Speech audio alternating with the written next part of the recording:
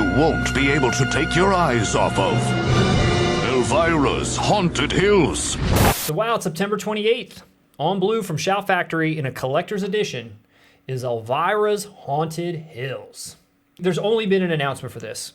The only thing we have is artwork. There's no update on the transfer. It's on Blu-ray, so there's no 4K, but there's no update on whatever the transfer is going to be. There's no update on the extras.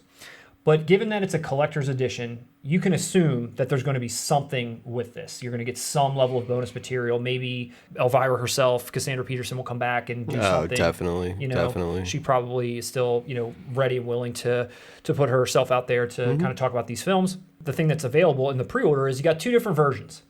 You have just the regular version, which will come with the collector's edition. It will come with an exclusive poster of the art, and that's for $28.43.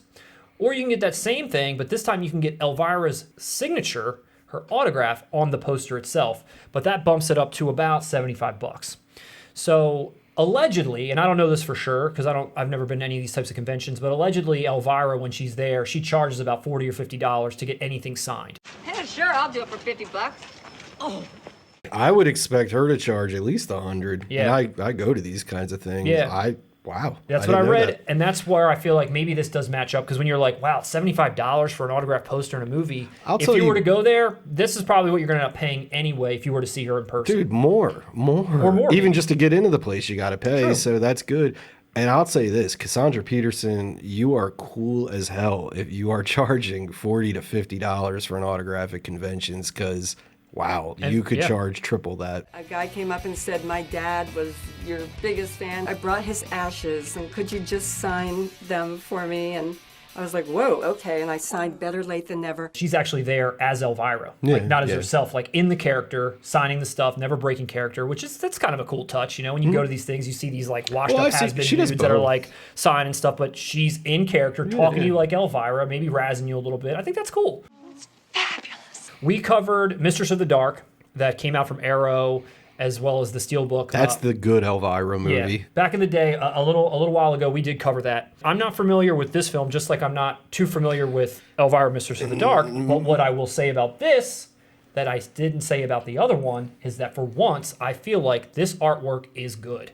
The other two releases that came out for Mistress of the Dark, they were both illustrated, much like this one is. But I don't think they really captured her well at all. There was one where she's screaming, and I don't think that looked very good. And another one that's like a side profile that doesn't really capture, I don't think, what she looks like in the face. Here, this almost looks like a photo to me, but it's not. And I feel like that's exactly what she looks like. It's exactly how she should be represented. So even though I'm not an Elvira fan, great job finally on giving someone good artwork. What's hilarious about this artwork is they're clearly trying to confuse you and make this look like Mistress of the Dark. That is what she looked like in the 80s. That is not what she looks like in this film, which was released, I want to say, in like 2003 or something. 2001. 2001. That's 80s Elvira on that cover. Yeah. In all honesty, it's a bad movie. I'll tell you what it was about. It was about an hour and a half too long. Well, to quote Rob Zombie, severed heads, premature burial, carnality. This is the bust-out movie of the year.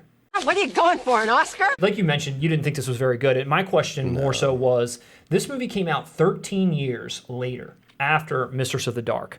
It's sort of my impression that she is born of the 80s, she's of that era, she's of that time. It doesn't really seem to me like another film by her was warranted in 2001. I don't know what audience they were trying to get other than just people that had grown up with Elvira and just wanted to see more from her. I don't know what the intent was there. I don't know that this was even released theatrically. You said you have a bootleg of this.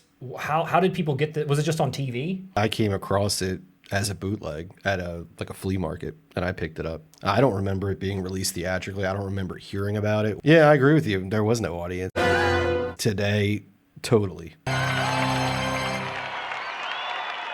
And when we talked about Mistress of the Dark, I remember you talking a lot about how it was like that campy Pee Wee Herman-esque vibe. Yeah. Why is this movie different? Is it not done in the same way? Is it just different characters like you mentioned? Is there something different about it? It's just made on the cheap, man. I mean, Mistress of the Dark was a studio film. This definitely was not. If you're going to compare it to Mistress of the Dark, as funny? There's no comparison. No, the jokes don't land. It's campy and silly, what you come to expect from Elvira, but there's no bite, as you said. There's no, it's weak. Is she the writer? Like I said, I'm not as familiar with this. So in Mistress of the Dark, is she the writer?